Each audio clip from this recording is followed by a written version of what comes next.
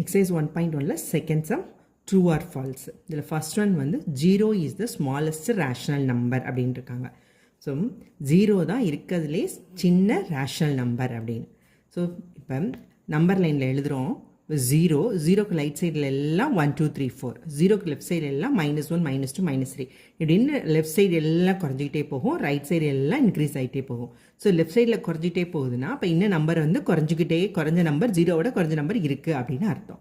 So அப்படி பார்க்கும்போது question 0 தான் ஸ்மாலஸ்ட் நம்பர் ரேஷனல் நம்பர் கொடுத்துருக்காங்க. ஸோ அது வந்து falls. Okay, next question. -4/5 lies to the left of -3/4. அதை என்ன சொல்கிறாங்கன்னா -4/5 அப்படின்றது -3/4க்கு லெஃப்டில் இருக்குது அப்படின்னு சொல்கிறாங்க. இப்போ -4/5ஐயும் -3/4ஐயும் கம்பேர் பண்ணணும். இப்போ டினாமினேட்டர் ரெண்டும் வேறு வேறு நம்பர் அப்படின்றதுனால நம்ம என்ன பண்ணால் எல்சிஎம் எடுத்து தான் நம்ம வந்து கம்பேர் பண்ண முடியும். இப்போ 4க்கும் 5க்கும் எல்சிஎம் வந்து 20. ஓகே, ஸோ -4/5 அப்படின்றது 20 வரணும்னா 4ஆல் மல்டிப்ளை பண்ணால் கீழே 20 வந்துடுமா?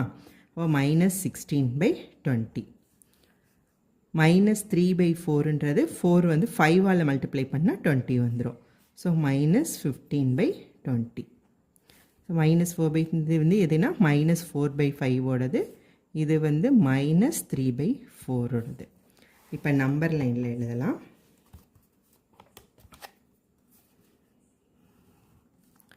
இது -15/20, இது -16/20.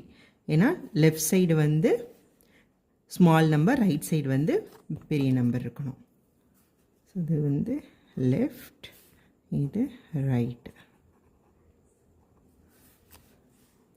-15/4ன்றது -3/4, இது வந்து -4/5.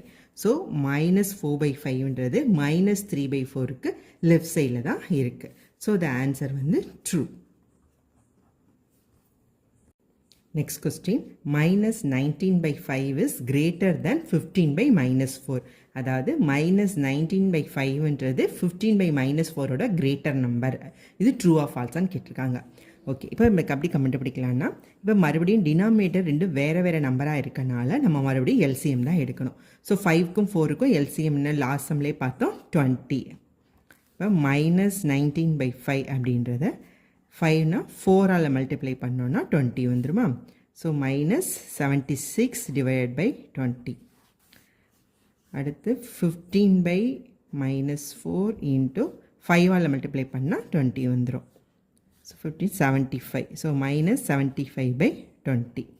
இப்போ -76/20 -75/20. இப்போ எது இதில் வந்து கிரேட்டர் நம்பர்? இது தான் கிரேட்டர் நம்பர், இது ஸ்மாலர் நம்பர். அப்போ இது தான் கிரேட்டர். -76/20ன்றது -19/5 இஸ் கிரேட்டர் தென் இது வந்து 15/4. அப்போ எது கிரேட்டர் நம்பர்? -15/4 தான் கிரேட்டர் நம்பர், -19/5ன்றது smaller number.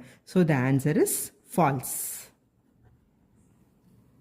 Okay, next fourth question. The average of two rational numbers lies between them. அதாவது என்ன சொல்கிறாங்கன்னா ரெண்டு ரேஷனல் நம்பரோட ஆவரேஜ் சராசரி அப்படின்றது அதற்கு இடையில தான் இருக்கும் அப்படின்றாங்க. இப்போ எடுத்துக்கலாம். இப்போ 7 அப்படின்றது ஒரு ரேஷனல் நம்பர், 8 அப்படின்றது ஒரு ரேஷனல் நம்பர். ஸோ இது எப்படின்னா 7 7/1 எழுதலாம், 8 8/1 எழுதலாமா? இப்போ இதோட ஆவரேஜ் அப்படின்றது 7 + 8. டினாமினேட்டர்ன்ட்டு ஒன்றுனால டேரெக்டாக நம்ம கூட்டிடலாம். 7 + 8 வந்து 15. ஸோ 15/2 ஆவரேஜ்னால நம்ம 2ஆல் டிவைட் பண்ணுறோம். So the answer 7.5. ஸோ 7.5ன்றது எது இருக்கும்? 7க்கும் 8க்கும் இடையில தான் இருக்கும். So the answer is true. Okay, there are an unlimited number of rational numbers between 10 and 11. 10க்கும் 11க்கும் இடையில அன்லிமிட்டட் ரேஷனல் நம்பர்ஸ் இருக்குது அப்படின்றாங்க. இப்போ 10, இது 11.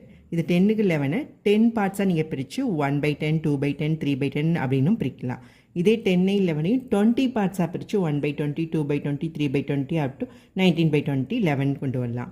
இதை வந்து 100 பார்ட்ஸாகவும் பிரிக்கலாம். 1/100 2/100 3/100 4/100 ஸோ 99/100 அப்படின்னு பிரிக்கலாம். இதை வந்து இதே 1000 பார்ட்ஸ் ஆகும். 10க்கும் 11க்கும் இடையில வந்து 1000 பார்ட்ஸ் ஆகும் நம்ம பிரிக்கலாம். ஸோ நம்ம எப்படி வேணாலும் பிரிக்கலாம். ஸோ 10க்கும் 11க்கும் இடையில வந்து so unlimited number of rational numbers வந்து இருக்குது. So the answer is true.